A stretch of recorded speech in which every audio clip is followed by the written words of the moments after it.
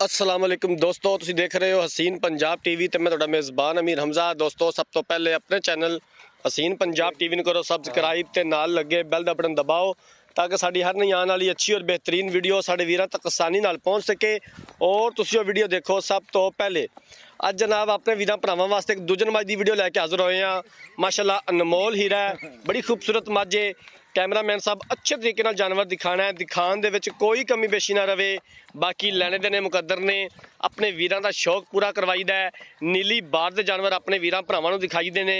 माशाअल्लाह नवाब झोटी है, स्याह काली, सिर तो लैके पैरां तक कालियां अखां, एक हड्डी, खुड्डा पुट्ठा बड़ा कमाल है। और हवाना माशाअल्लाह कैमरे की नज़र है वीरां दे सामने आ बड़ा खूबसूरत हवाना है।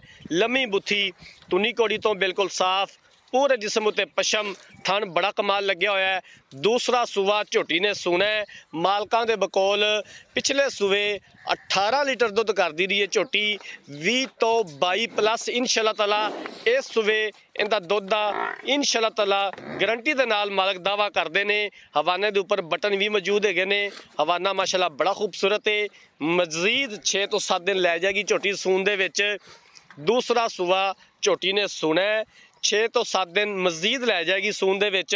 माशाअल्लाह हवाना बड़ा खूबसूरत अनमोल हीरा, कोई कमी नहीं जनाब। इकियां आरा वाला जानवर है, अपने वीरां की डिमांड पूरी करी दी है, अपने वीरां की फरमाइश पूरी करी दी है।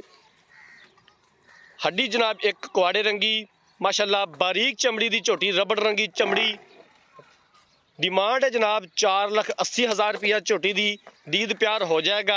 अगर किसी वीर भरा ने जानवर खरीदना है, राबता नंबर 0312 612 2053, इस नंबर पर व्हाट्सअप बनी है। अगर साड़ी अज वाली वीडियो पसंद आए, वीडियो लाइक तो शेयर जरूर करना है। जिंदगी रही तो मिलांगे एक नई वीडियो के नाल। अपने मेज़बान अमीर हमजा ने दो इजाज़त। अल्लाह हाफिज़।